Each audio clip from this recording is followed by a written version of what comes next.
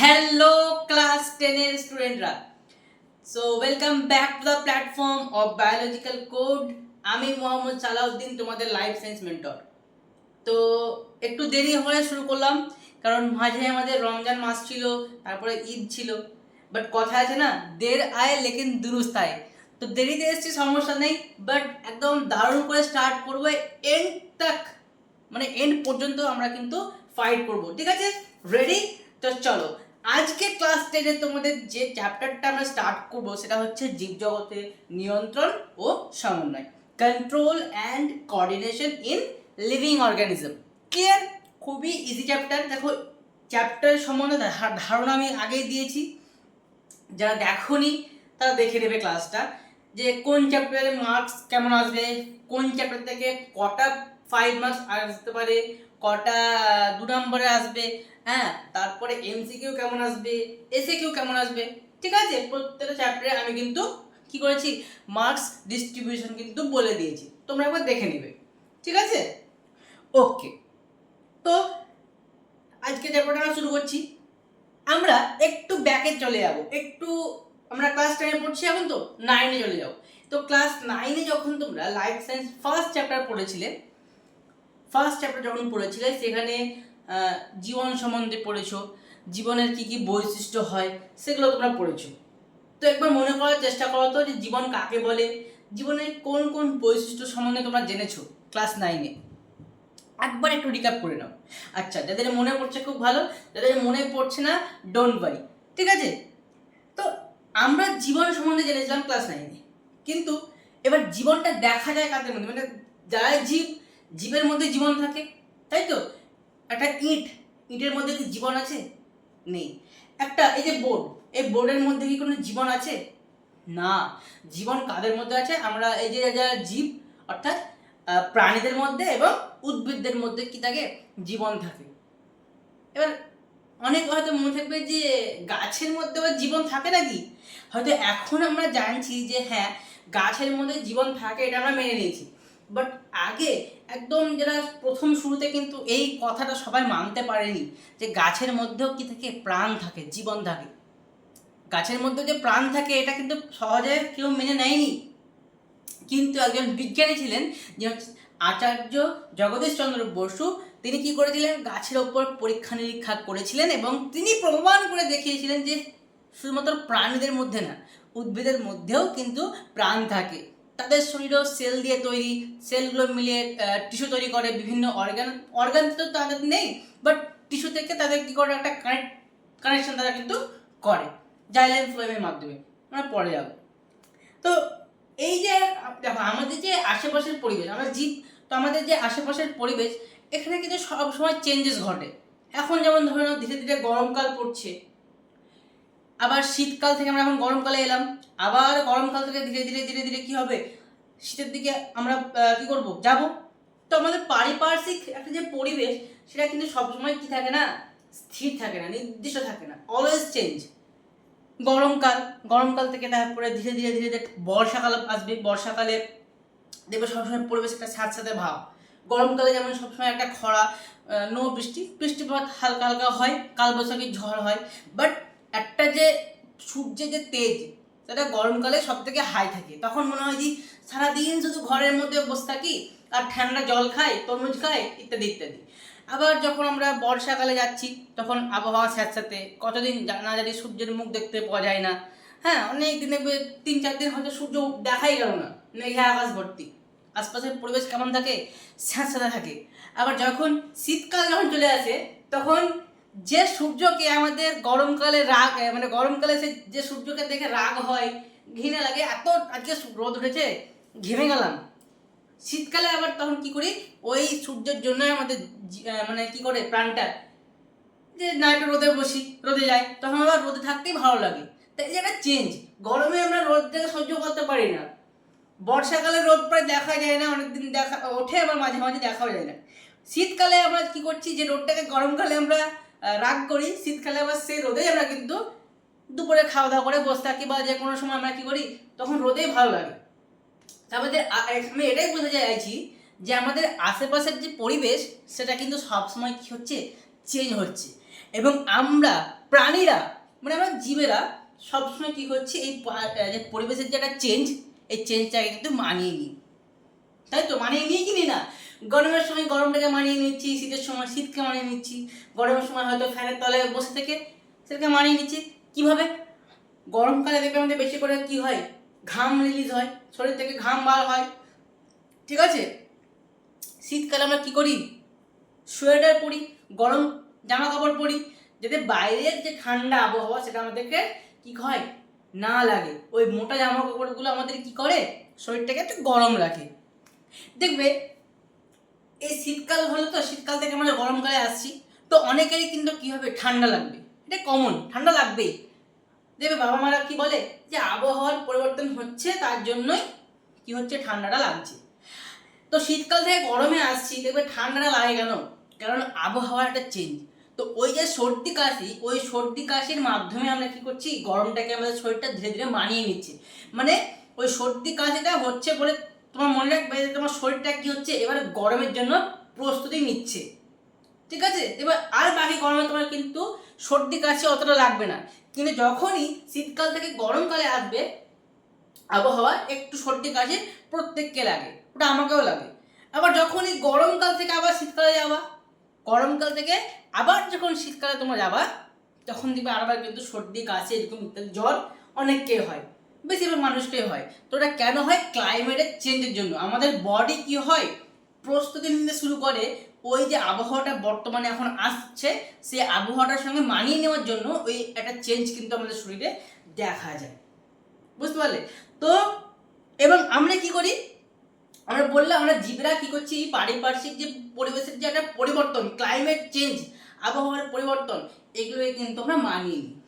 এবার হতে পারে কখনো কখনো এই আবহাওয়া আমাদের জন্য অনুকূল হয়, মানে অনুকূল বলতে কি, আমাদের জন্য আরামদায়ক হয়, আমাদের সহ্য থাকে। মানে এখন যে গরমটা আসছে মোটামুটি আমরা সহ্য করতে পারছি, কিন্তু যখন আরও গরম বাড়বে, এই কিছুদিন পরই বাড়বে, কারণ আমাদের তো ওজন স্তর ধীরে ধীরে আমরা ক্ষয় করছি, আমরা মানুষরা নিজেরাই ওজন স্তরে ক্ষয় করছি, যার ফলে গরম দিন দিন বাড়ছে। তো এই যে গরমকাল যখন ধীরে ধীরে বাড়ছে, তখন আমাদের কিন্তু একটা কি অস্বস্তি লাগবে, আবহাওয়াটা আমাদের জন্য আর কি হবে, মানে বিরক্তিকর হয়ে উঠবে, আরামদায়ক হবে না, তাই তো? আবার কি কোনো কোনো সময় আমাদের জন্য আবহাওয়া আরামদায়কও কিন্তু হয়। তাহলে মনে রাখবে, এই যে পরিবেশের পরিবর্তন কখনো হতে পারে আমাদের জীবের জন্য আরামদায়ক অনুকূল, বা আমাদের জীবের জন্য আবার কি হতে পারে, প্রতিকূল বা একটু বিরক্তিকর আবহাওয়াও হতে পারে, কিন্তু আমরা কি করি, মানিয়ে নিই, ঠিক আছে? এবার আমরা কিছু কিছু টার্ম পড়বো, মানে কিছু কিছু ওয়ার্ড আছে আমাদের পড়তে হবে, ঠিক আছে? ঠিক আছে, প্রথমত হচ্ছে উদ্দীপক। ফার্স্ট যেটা মনে রাখবে সেটা হচ্ছে উদ্দীপক।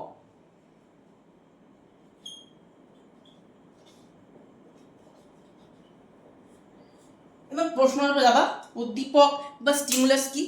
দেখো আমি বলি, উদ্দীপক মনে রাখবে এটা এক প্রকার শক্তি, তোমরা বলতে পারো। কি বললাম, এটা হচ্ছে এক প্রকার শক্তি। তাহলে উদ্দীপককে তোমরা বলতে পারো এক প্রকার শক্তি হিসেবে ধরে নাও। উদ্দীপক আমরা কি বললাম, এক প্রকার শক্তি, এবং এর ফলে আমরা কি করছি, প্রতিক্রিয়া দিচ্ছি। যেমন ধরে নাও, তোমরা দুজন বন্ধু আছো ক্লাসে, তো দুজন বন্ধু তোমরা দুজন মিলে কি করছো, স্যার পড়াচ্ছে, তোমরা পড়ছো। তোমার পাশের যে বন্ধু আছে তোমার পাশে বসে, সে ধরে নাও তোমাকে কিছু বললো না, না বললে একটা চিমটে কেটে দিল, তখন তুমি কি করবে, এই চিমটে কাটছিস কেন রে, এরকম করবা তো? তো ওই যে না বলে তোমাকে যখন একটা চিমটি কাটছে, তখন তোমার চামড়া তোমার মাথায় একটা সংকেত দিচ্ছে, তোকে যে পাশে যে বসে আছে সে তোকে চিমটি কাটছে, তাই তো? এবং তোমার মুখ থেকে একটা কি হচ্ছে, প্রতিক্রিয়া স্বরূপ তুই আমাকে চিমটি কাটছিস কেন রে, এরকম একটা কথা তুমি বলছো। তো তো এটাই হচ্ছে কি উদ্দীপক। যখন তোমার চামড়াটাকে একটু চামড়ায় চাপ দিচ্ছে, তখন তার ফলে তোমার কি হচ্ছে, একটা প্রতিক্রিয়া বার হচ্ছে মুখ থেকে, বা হয়তো হাত দিয়েও প্রতিক্রিয়া হতে পারে, হয়তো তোমাকে চিমটি কাটলো দিয়ে তুমি ওকে এক থাপ্পড়। তো প্রতিক্রিয়া দুরকম হতে পারে, তুমি যেরকম ভাবে করবে, তুমি ওকে মুখেও বলতে পারো বা গায়েও হাত দিতে পারো, ঠিক আছে? তো এরকম হয়। তো উদ্দীপনা কি, উদ্দীপক, এটা উদ্দীপক বলছি আমি, উদ্দীপনা।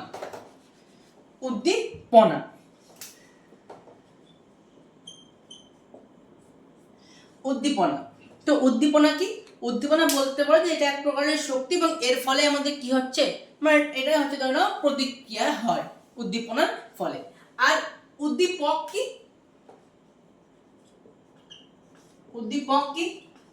যারা আমাদের উদ্দীপনা কি করছে, উদ্দীপনায় সাহায্য করছে তারা হচ্ছে কি উদ্দীপক।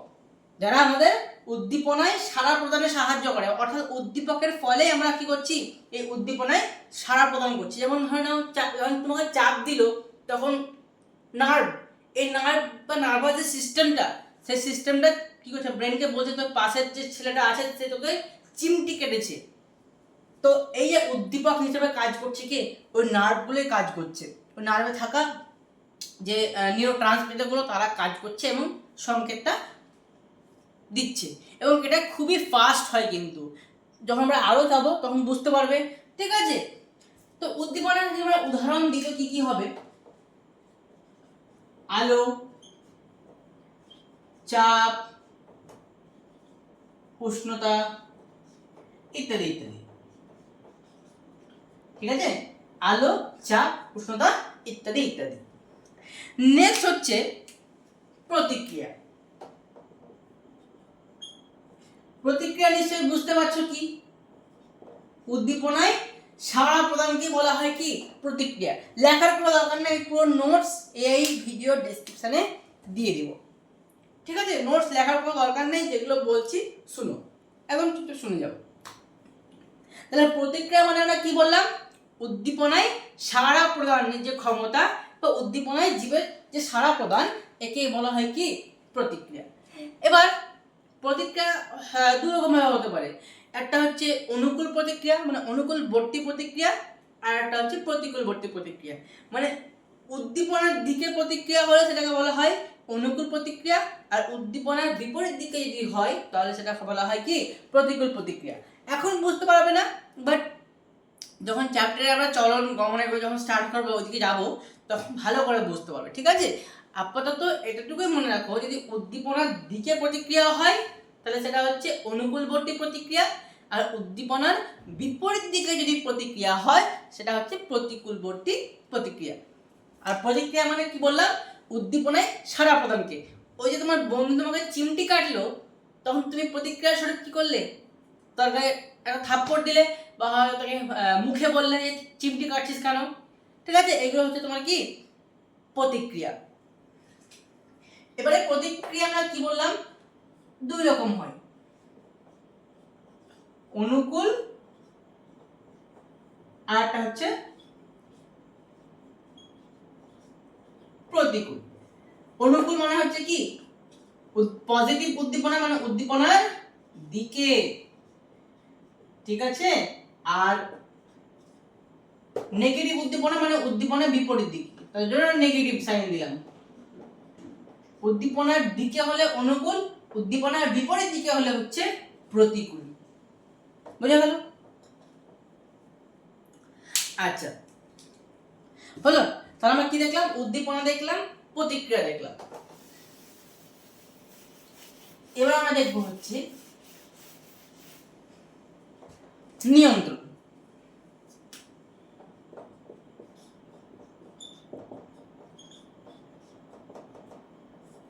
নিয়ন্ত্রণ নিয়ন্ত্রণ হচ্ছে এটা প্রাণের ইচ্ছাধীন, এটা ডিপেন্ড করছে সম্পূর্ণ একটা প্রাণীর উপর। যেমন ধরে নাও তোমার বন্ধু যখন তোমাকে চিমটি কাটলো, তখন তুমি তাকে কি করবে, থাপ্পড় মারবে না মুখে কথা বলবে, এটা তোমার উপর ডিপেন্ড করছে। তো এটাই হচ্ছে নিয়ন্ত্রণ, তুমি তোমার উদ্দীপনাটাকে কি করবে নিয়ন্ত্রণ করবে। তুমি তাকে হাতের দিয়ে মারলে, এটা এক প্রকার হলো, বা তুমি হয়তো তাকে মুখে বললে চিমটি কাটছিস কেন, এই দুই রকম হতে পারে। তো সেটা প্রাণীর নিজের উপর ডিপেন্ড করছে নিয়ন্ত্রণটা, ঠিক আছে? এটা হচ্ছে কি, এটি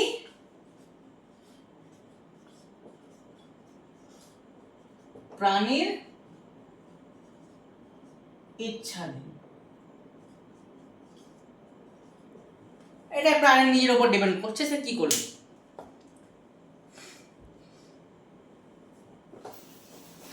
ঠিক আছে, এরপর আমরা পড়বো হচ্ছে সমন্বয়।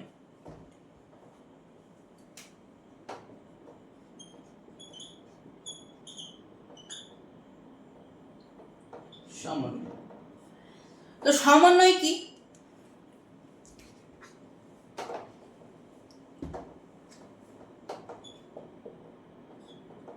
সমন্বয় হচ্ছে কোনো একটি নির্দিষ্ট লক্ষ্যের দিকে একাধিক অঙ্গের সঞ্চালন, এবং সেটা অবশ্যই কি হবে? সামঞ্জস্যপূর্ণ। ঠিক আছে, একটা নির্দিষ্ট লক্ষ্যের দিকে একের অধিক অঙ্গের কি হচ্ছে? সঞ্চালন। একটি নির্দিষ্ট অঙ্গের দিকে একের অধিক অঙ্গের সঞ্চালনকে বলা হয় কি? সমন্বয়। বুঝতে পারলে? এবার এই সমন্বয় এটা দুটো টাইপসের হতে পারে।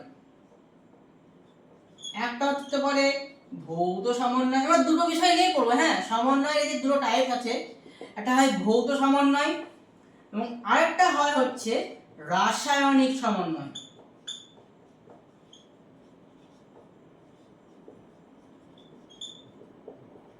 ঠিক আছে, একটা হচ্ছে ভৌত সমন্বয় এবং আরেকটা হচ্ছে রাসায়নিক সমন্বয়, কোঅর্ডিনেশন। ঠিক আছে, এবার ভৌত সমন্বয় কোনটা? স্নায়ুতন্ত্র। আমাদের যে স্নায়ুতন্ত্র আছে, মানে যেটা বললাম আমাদের নার্ভাস সিস্টেম।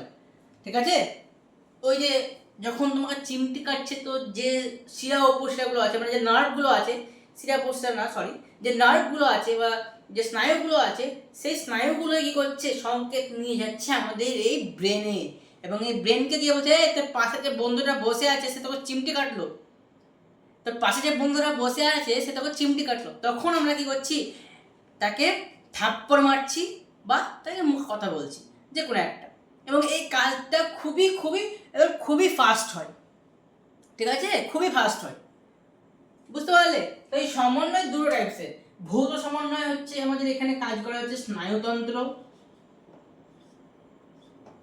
এটা মনে রাখবে। হ্যাঁ, যে স্নায়ুতন্ত্র কার আন্ডারে পড়ছে?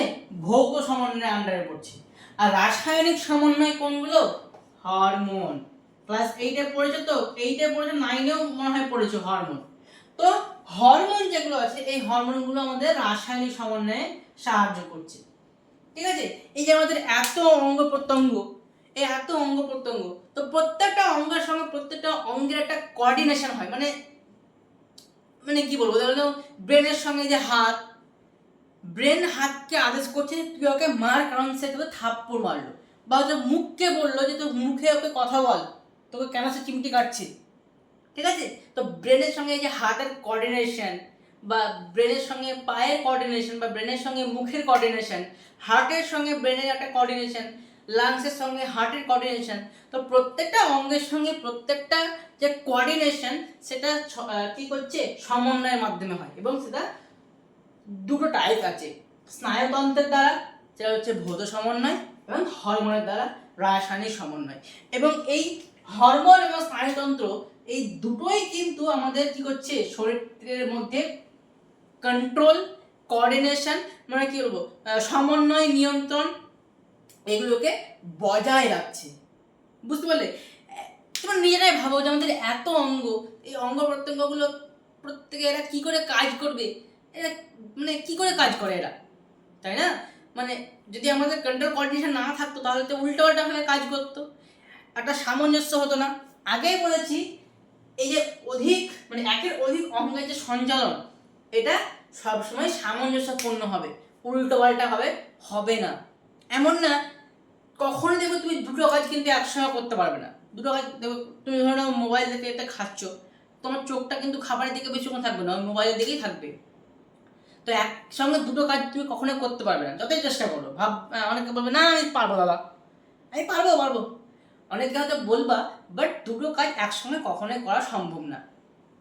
ঠিক আছে, তো সবসময় সমন্বয় একটা কি হবে? সামঞ্জস্যপূর্ণ হবে। প্রত্যেকটা অঙ্গ কি করছে?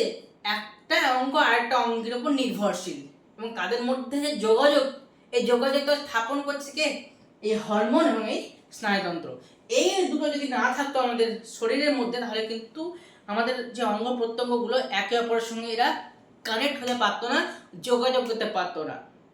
যেমন আমরা একে অপরের মধ্যে কিসের মাধ্যমে কানেকশন করি?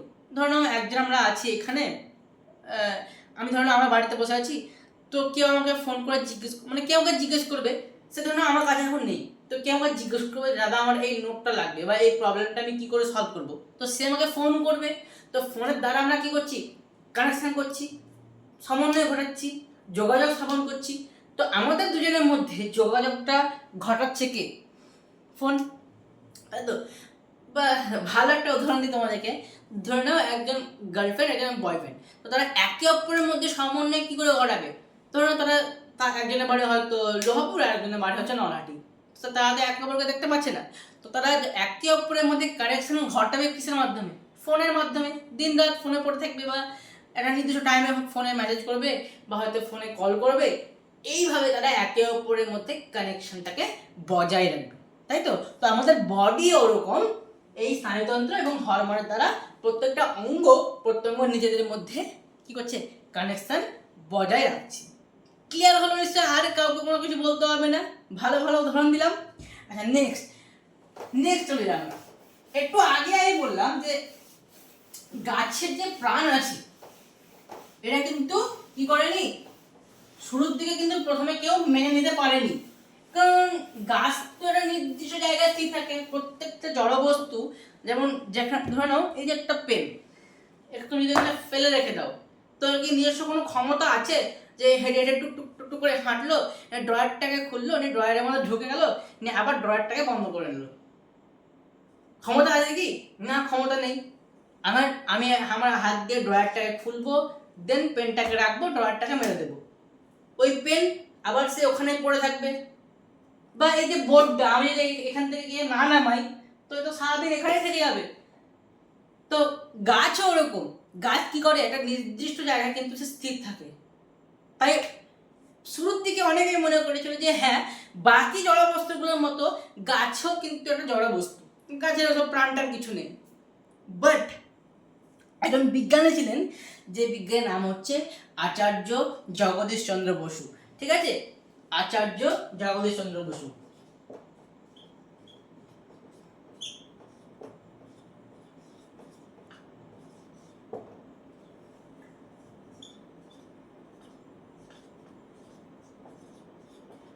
আচার্য জগদীশ চন্দ্র বোস, ঠিক আছে।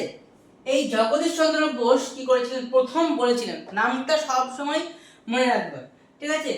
আচার্য জগদীশ চন্দ্র বোস বা আচার্য জগদীশ চন্দ্র বোস প্রথম বলেছিলেন কি, যে গাছেরও কি আছে? গাছের প্রাণ আছে। তোমাকে ধরনের হুট করে কেউ বলে দিল যে জানিস একটা ইটের প্রাণ আছে, বা একটা এই যে কলম, এই কলমের প্রাণ আছে, তো শুরুতে তোমাকে কেউ মানবে? কি বলবে? হ্যাঁ, কি সব বলছিস, একটা কলমের প্রাণ আছে নাকি? তো ওরকমই ঘটনা ঘটেছিল জগদীশ চন্দ্র বসুর সঙ্গে। যখন জগদীশ চন্দ্র বসু প্রথম বলেছিলেন যে গাছের প্রাণ আছে, তখন বাকি কেউ বিজ্ঞানী এটা বিশ্বাস করেননি, যে কি করে সম্ভব, তুমি প্রমাণ দাও। আমি যে যখন প্রমাণ দিতে পারি যে পেনে প্রাণ আছে, তারপরে তো তোমরা বিশ্বাস করবে। তো বিজ্ঞানীরা প্রত্যেকটা জিনিস প্রমাণের উপর ডিপেন্ড করে, কিন্তু করে। তো জগদীশ চন্দ্র বসু কিন্তু প্রমাণ করে দেখিয়ে দিয়েছিলেন যে হ্যাঁ, গাছেরও প্রাণ আছে, এবং তাহলে এই যে প্রমাণটাকে কিন্তু প্রত্যেক বিজ্ঞানী তারপরে কি করেছিলেন? সমর্থন করেছিলেন, অ্যাকসেপ্ট করেছিলেন যে হ্যাঁ, একটা উদ্ভিদের কি আছে? প্রাণ আছে। এবং তিনি তারপরে এই উদ্ভিদের যে প্রাণ আছে এটা নিয়ে তিনি কিন্তু বই বা পুস্তকও কিন্তু লিখেছিলেন। পুস্তকের নাম হচ্ছে কি, the nervous mechanism of plant.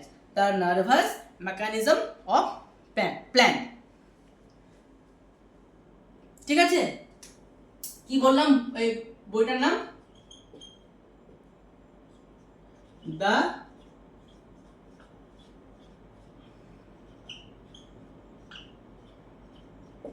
Nervous mechanism of plants. এই বইটার নাম মনে রাখতে চাইলে মনে রাখতে পারো, অনেক সময় দিয়ে দেয় পরীক্ষাতে। হ্যাঁ, এবং নামটা খুব একটা কঠিন না, the nervous mechanism of plants. এটা কে লিখেছিলেন বইটা? আচার্য জগদীশ চন্দ্র বোস এই ব্যক্তি লিখেছিলেন। বুঝতে পারলেন? বুঝতে পারলে তো? আর কি হলো, তিনি একটা যন্ত্র কিন্তু বানিয়েছিলেন নিজে নিজেই, যার নাম হচ্ছে ক্রেস্কোগ্রাফ। কি বললাম? তার যে যন্ত্র আছে, সে যন্ত্রের নাম হচ্ছে ক্রেস্কোগ্রাফ। এবং এটা দিয়েই তিনি কিন্তু পরীক্ষাটা করে দেখিয়েছিলেন যে হ্যাঁ, গাছের কি আছে, প্রাণ আছে। তিনি পরীক্ষা নিরীক্ষা করে দেখিয়েছিলেন। লজ্জাবতী গাছ দেখবে তোমরা, কে কে দেখেছো জানি না, বাট অনেকেই কমন দেখা। লজ্জাবতী গাছটা দেখতে অনেকে তেঁতুল গাছের যেমন পাতা হয় না, তেঁতুল গাছের পাতা, তো তেঁতুল গাছের পাতার মতোই কিন্তু অনেকটা দেখতে হয়। যখন তুমি ওই লজ্জাবতী গাছের পাতাটা হাত দিবে, পাতাগুলো কি হয়, মুড়ে যায়। ধরেন খোলা ছিল, তো হাত দিলে এরকম বন্ধ হয়ে যাবে। মানে গাছটা একটু কি হয়, লাজুক, তার জন্য নামও কিন্তু জানি না কে দিয়েছিল, লজ্জাবতী। ঠিক আছে, তো যখন তুমি পাতায় হাত দিবে তার পাতাগুলো কিন্তু এভাবে বন্ধ হয়ে যাবে। তো তার এই যে চলনটা, এই চলনটাকে বলা হয় সিসমোনাস্টি চলন। কি বললাম? সিসমোনাস্টি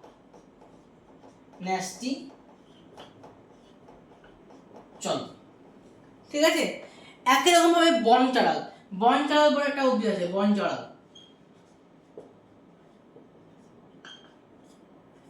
তো বনচাঁড়ালের যে উদ্ভিদটা, এর যে পত্র ফলক, মানে ধরে নাও কেমন, এই ধরে নাও এই পাতাটা এরকম বনচাঁড়াল উদ্ভিদ। তো বনচাঁড়াল কি করে, যখনই তার মধ্যে কোনো উদ্দীপনা আসে, তার পাতাগুলো কিন্তু এভাবে ওঠা নামা, মানে একবার এই পাতাটা ওপর দিকে উঠবে, মানে দুটো পাতা একবার ধরে নাও, আমার ধরে নাও এই মুখটা, তো এরকম এরকম এরকম এরকম এরকম এরকম এরকম হবে, এরকম এরকম এরকম এরকম এরকম এরকম হবে। বুঝতে পারলে? তো পাতাটা কি হবে, এরকম করে নামবে উঠবে, নামবে উঠবে, এরকম নামবে একবার উঠবে একবার, নামবে একবার একবার উঠবে। বুঝতে পারলে?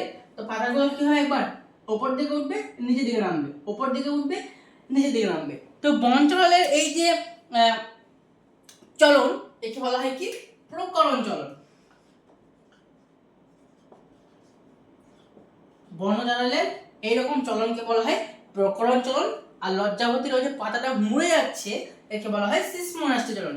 এই দুটোর কিন্তু উদাহরণ ভালো করে মনে রাখবে, কারণ প্রত্যেক বছরই বেশিরভাগ করে এখান থেকে একটা এমসিকিউ দিয়ে দেয় যে বনচাঁড়ালের মধ্যে যে চলন দেখা যায় তাকে কি বলা হয়, প্রকরণ চলন, না সিসমোনাস্টি চলন, না ফটোনাস্টি চলন, না ট্যাকটিক চলন, এরকম করে হলো দিয়ে দিল।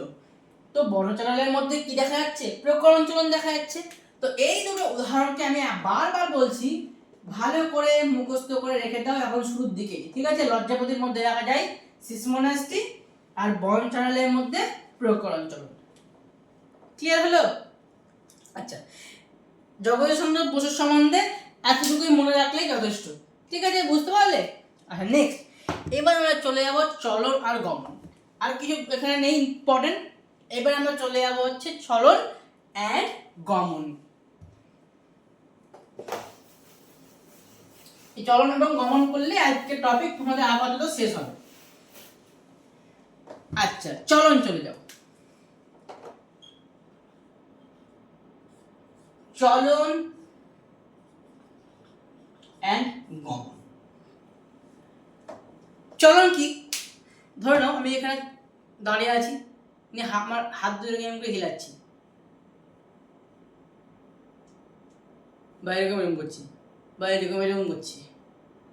তো এটা হচ্ছে কি, আমি একটা নির্দিষ্ট জায়গায় দাঁড়িয়ে শুধুমাত্র আমার অঙ্গ প্রত্যঙ্গগুলোকে নাড়াচ্ছি। ধরে নাও আমি এরকম করে আমার হাতটাকে এরকম করে নাড়াচ্ছি, কিন্তু আমি স্ট্যান্ড হয়ে দাঁড়িয়ে এক জায়গাতে, আমি এখান থেকে একবারও হিলছি না, আমি এখান থেকে একবারও হিলছি না, আমি দাঁড়িয়ে চুপচাপ দাঁড়িয়ে আছি, নিয়ে আমি এরকম করে আমার হাতটাকে শুধুমাত্র এভাবে হিলাচ্ছি। তো এটা আমি কি করছি, চলন করছি। আর গমন কি, ধরে নাও আমি এভাবে আছি, আমি এভাবে ছুটছি, বা যারা রান করে, যারা দৌড়ায়, তো একসঙ্গে তাদের হাতও এভাবে হিলে, মানে হাতটাকেও তারা নাড়াচ্ছে এবং তার সঙ্গে সঙ্গে তারা দৌড়ছে এভাবে। ওই সিনেমা দেখায় না, এইভাবে এভাবে এভাবে যায়, ক্রিস এরকম করতে করতে যায়। তো ওইটা হচ্ছে কি গমন, মানে তুমি কি করছো, তোমার অঙ্গ প্রত্যঙ্গের নাড়াচাড়া করছো এবং তার সঙ্গে সঙ্গে চলাফেরা করছো বা এক জায়গা থেকে আরেক জায়গায় স্থানকে তুমি পরিবর্তন করছো, সেটা হচ্ছে গমন। বাট চলন কি? একটা নির্দিষ্ট জায়গায় স্থির থেকে শুধুমাত্র অঙ্গ প্রত্যঙ্গের নড়াচড়া বা অঙ্গ প্রত্যঙ্গের সঞ্চালন। মানে আমি যে মাথাটাকে আমরা হিলাচ্ছি এক জায়গায় দাঁড়িয়ে চলন করছি, বাট যখন আমি এভাবে ছুটবো সেটা হবে আমাদের কি? গমন। বাট এক জায়গায় দাঁড়িয়ে তুমি এরকম করে করছো, এটা কিন্তু গমন না। অবশ্যই তোমার স্থান তোমাকে পরিবর্তন করতে হবে। তুমি যদি এখান থেকে এতটুকু যাও সেটা তোমার হবে কি? গমন। বুঝতে পারলে? আর চলন চলন গমনের হলো, বুঝতে পারলে? আচ্ছা, এবার দেখো একটা জিনিস, চলন কি উদ্ভিদ করতে পারে? না, উদ্ভিদ একটা নির্দিষ্ট জায়গায় স্থির থাকে এবং তারা কি করে? একটা নির্দিষ্ট জায়গায় স্থির থাকে, আর তার বেশি কিছু তো করতে পারে না। বাট অনেক উদ্ভিদ এরকমও আছে যারা কি করে? নিজের স্থান পরিবর্তন করে। ধরে নাও যারা সমুদ্রের নিচে যারা থাকে, ভলভক্স, তো এরা কি করে? নিজের স্থান কিন্তু পরিবর্তন করতে পারে। বুঝতে পারলে? আলোর দিকে এরা সঞ্চালন হয়। তো চলনের ব্যতিক্রমও আছে। উদ্ভিদের মধ্যে যেমন কোনো গমন দেখা যায় না, বাট ব্যতিক্রম আছে কি? ভলভক্স, এটা কিন্তু একটা ব্যতিক্রম। বুঝতে পারলে? এই হচ্ছে ব্যাপার। আর কি অনেক প্রাণী এরকমও আছে, প্রাণীদের মধ্যে এরকমও আছে এরা অনেকে কি করতে পারে না? গমন করতে পারে না। তো তোমরা নিজেরা ওগুলো কিন্তু খুঁজবে, তোমাদের কাজ থাকলো। আরেকটা কাজ দিচ্ছি, তোমাদের কাজ দিচ্ছি আমি, পার্থক্য রেডি করা।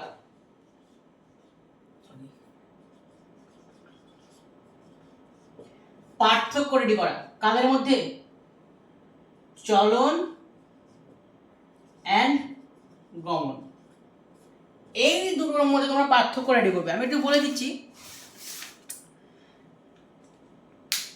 যতগুলো উদ্ভিদ আছে এবং প্রাণী আছে, প্রত্যেকেই কিন্তু কি করতে পারে? চলন করতে পারে। আর প্রাণীর দ্বারা চলন ঘটায় এবং উদ্ভিদেরও কি হয়? চলন ঘটে। কিছু কিছু ব্যতিক্রম আছে, যেমন কিছু নিম্ন শ্রেণীর শৈবাল, যেমন কি বললাম? ভলভক্স,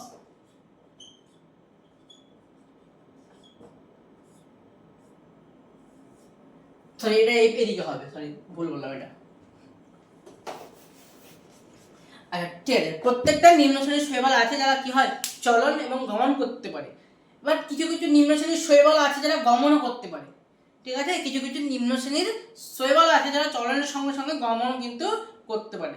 বাট বেশিরভাগ উদ্ভিদের কিন্তু ক্ষমতা নেই গমন করা। আরেকটা জিনিস মনে রাখবে, চলন যদি হয়, চলন হলে গমন নাও হতে পারে। একটা জিনিস সবসময় মনে রাখবে, তোমার যদি চলন হয় কিন্তু তোমার গমন না হতে পারে। ধরে নাও তুমি এক জায়গায় দাঁড়িয়ে দাঁড়িয়ে এরকম করছো, তো তোমার চলন তো হচ্ছে, বাট তোমার স্থান কি পরিবর্তন হচ্ছে না, তাহলে তোমার কিন্তু কোনো গমন হলো না। তাহলে আমি এটা ঠিক বললাম, চলন হলে গমন নাও হতে পারে, বাট গমন যদি হয় চলন তোমার কিন্তু হবে। যখন তুমি দেখবে তুমি যখন ছুটবে, যতই তুমি চেষ্টা করো তুমি তোমার হাত দুটো কিন্তু থামাতে পারবে না, বা তোমার যে পা, এই পা দুটো তো ছুটবেই।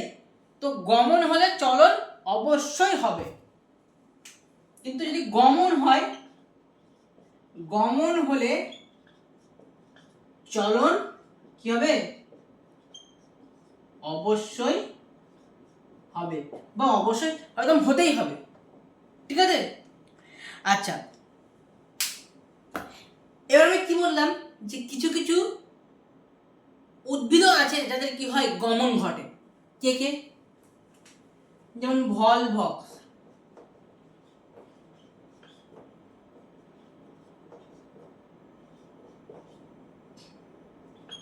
ক্ল্যামাইডোমোনাস, ভলভক্স, ক্ল্যামাইডোমোনাস, এই দুটো উদাহরণ মনে রাখবে। এরা হচ্ছে নিম্ন শ্রেণীর শৈবাল, মানে উদ্ভিদ শ্রেণীর আন্ডারে পড়ছে, বাট তবুও এরা কি করে? গমন কিন্তু করতে পারে। তাহলে এটা একটা ব্যতিক্রম শ্রেণীর আন্ডারে পড়ছে। তাহলে গমনের উদাহরণ কি কি দেবে? চলন গমনের পার্থক্য লেখার সময় কি কি বললাম? প্রথমে লিখবে চলন কাকে বলে। চলন হচ্ছে একটা নির্দিষ্ট জায়গায় স্থির থেকে শুধুমাত্র অঙ্গ প্রত্যঙ্গের সঞ্চালন। আর কি লাগবে? গমন কি? সামগ্রিকভাবে উদ্ভিদ বা প্রাণী অঙ্গের নাড়াচাড়ার সঙ্গে সঙ্গে চলাফেরা। দেখো আমি এখানে উদ্ভিদ এবং প্রাণী উভয় কিন্তু লাগাচ্ছি, কারণ কি কিছু কিছু উদ্ভিদও আছে যারা গমন করতে পারে, ঠিক আছে? তো কি হবে? সামগ্রিকভাবে অঙ্গ প্রত্যঙ্গের সঞ্চালনের সঙ্গে সঙ্গে উদ্ভিদ এবং প্রাণী শ্রেণী যখন নিজেদের স্থান পরিবর্তন করছে সেটাকে বলা হচ্ছে গমন। চলন কি বললাম? চলন সমগ্র উদ্ভিদ এবং প্রাণী শ্রেণীর মধ্যে দেখা যায়, কেউ বাদ নেই চলনের মধ্যে। প্রত্যেকটা জীব কিন্তু কি করতে পারে? চলন করতে পারে।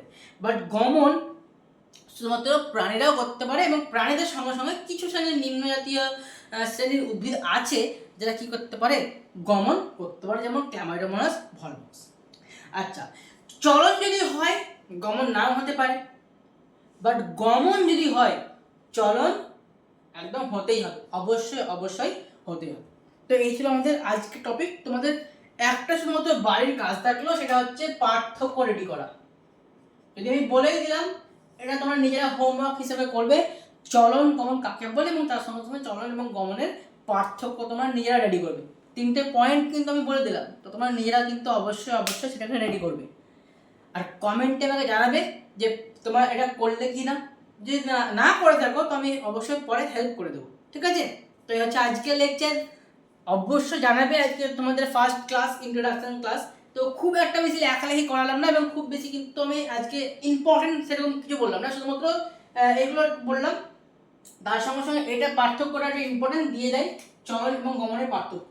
তো এই দুটো আজকের ইম্পর্টেন্ট হিসেবে কিন্তু তোমরা মার্ক করে রাখবে, ঠিক আছে? আচ্ছা, এই হচ্ছে আজকের লেকচার। আশা করছি আজকের লেকচার তোমাদেরকে ভালো লাগবে।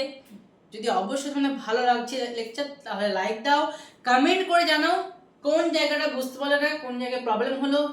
কথা যদি ফাস্ট হয়ে গেছে তাও বলবে, যারা এই জায়গায় একটু ফাস্ট হয়ে গেছিলো আপনি আরেকবার বলে দেন। নেক্সট লেকচারে গিয়ে আমি কিন্তু তোমাদের কমেন্ট দেখবো এবং সেগুলো সলভ করে দেবো। আর ভিডিও যদি ভালো লাগছে তো এইভাবে আমাদের চ্যানেলকে সাহায্য করো, আগিয়ে দাও, কারণ তোমাদের এক একটা লাইক, সাবস্ক্রাইব, কমেন্ট আমাদের ভিডিওর প্রতি ভালোবাসা, মানে আমাদের জন্য মোটিভেশন।